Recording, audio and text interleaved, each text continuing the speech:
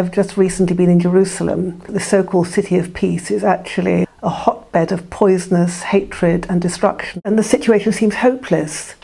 But this mysterious thing happened. Jesus rose from the dead. I don't know what that means. I don't know. I don't believe in a bundle of bones being resurrected. But this mystery, this something happened which turned those first disciples round and turned them from a bunch of frightened people hiding in the upper room into people who became bold and could share something special.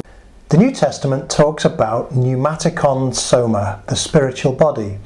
And there are other human cultures which talk about a light body or a rainbow body. Historical evidence for the resurrection of Jesus is important in providing us with the distinctively Christian grounds for belief in a future life. And the fact that this non-violent, persecuted movement managed to survive. What I don't hope for is the kind of pie-in-the-sky hope. I think the New Testament hope is of a new heaven and a new earth. I think the New Testament hope is for the transformation of this world. And it's this that can give us, just as it did the early Christians, courage and love. It's in prayer, I believe, which is encountering the risen Christ, that we find not an answer and not necessarily a cure or a solution to our problems or to the inevitability that someone's going to die of cancer quite soon, but that we are not alone in it. Somehow God will bring new life out of things. God could only create human beings in a universe in which the laws of nature are almost exactly as they are, which produce volcanoes, tsunamis, nuclear explosions in stars. God gives away power to us. It would be a strange world if it wasn't contingent. Because of the contingency of this world, you know, people suffer. It is part of the structure of evolution, which is the method God has chosen to create a world in which people have freedom and responsibility. We're fragile. All we can do as human beings, it seems to me, is to rise up into the fullness of our humanity and try to alleviate suffering as much as we can. And it seems to me there's no way in which we can have freedom and responsibility except through life in a material world where there will be challenges and where there will be disasters. Now, I'm not saying that the disasters in themselves are a good thing. They're not. I don't think faith is going to take away the tough stuff of life. You don't see that in the New Testament. What you see is Jesus being with people, and that's my understanding of God. I don't think God is some kind of divine magician who just waves a wand and makes our life fine just because we say the right words. I just think God is there with us in the depths, the good and the bad. And sometimes, I mean, true, that is really difficult to see that because we get into places where it just feels that we are really alone, and lots of stuff that happens to us in the world makes us feel like that.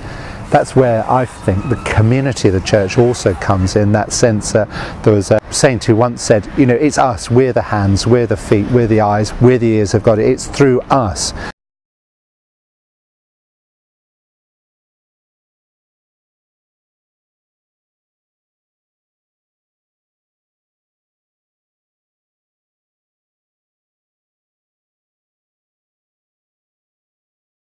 You know, if you've watched Monty Python and Life of Brian, you know, blessed are the cheesemakers, and the person in the crowd says, oh no, he means anyone in the dairy industry. People had to take what he said and say, how does this apply to me?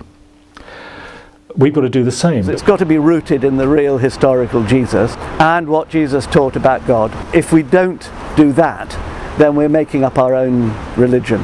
At the heart of the Christian faith is the dual commandment that we should love God and love our neighbour. See, that's what I think Jesus must have done all the time.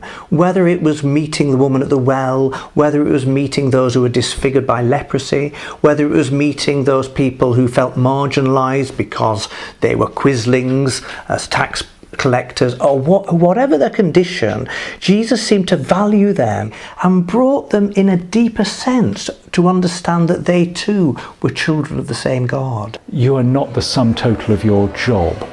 You're not the sum total of your wealth. You are who you are, and that's valued, that's cherished, that's precious. Now, that's very little comfort when you can't fill your fridge. He wouldn't have a world where people are marginalised, where there is such a divide between rich and poor. All those kind of things come into our understanding of what it means to be followers of the way. Jesus was trying to encourage people that they ought to care for the suffering of others. God has given the land and the wealth for the community, and therefore that land and wealth should be used to make sure everybody's needs are met.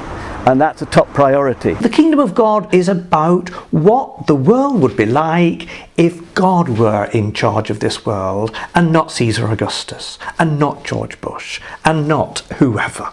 According to Deuteronomy, every 7 years all debts are to be cancelled. According to Leviticus, every 50 years all the land is divided up all over again between the families so that everybody has a fair share. And that wasn't possible in the time of Jesus because they were governed by the Romans. And it does look as though the communion service we know began with Jesus getting destitute people together and saying to them, well, if we share what we've got, we can keep going better than if we just look after ourselves. Jesus actually was a particular individual in a particular society. He certainly claimed to be the Messiah, and that's a specifically Jewish role that he played. Jews often expected Jesus to be the one who brought in the new age. They often associated that closely with driving out their rulers, the ancient Roman Empire. And then there are others again who knew Jesus and his teaching in Galilee without particularly making any claims about the person of Jesus, but being very committed to the kind of program that he was working on. James, described as the brother of Jesus, even sent out James's disciples to make Christians keep the Jewish law, not eat pork and lobster and nice things like that. And it was people who never met Jesus, like Paul, who said, no, we can give it up.